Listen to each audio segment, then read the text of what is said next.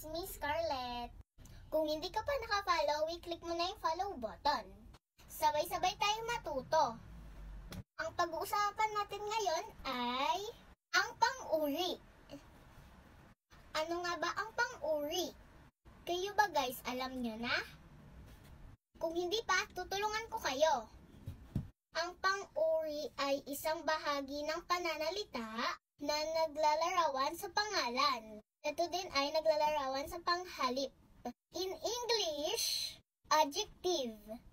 Bibigay ako ng example sa inyo. Una, malaki. Pangalawa, maganda. Pangatlo, malusog. Apat, matalino. Panglima, madaldal. Gamitin natin sa pangungusap. Ako ay maganda. Ang pang-uri ay maganda. Si Denzel ay malusog. Ang pang-uri ay malusog. Ayan lang muna ang mabibigay ko sa inyo. Muna ang follow button.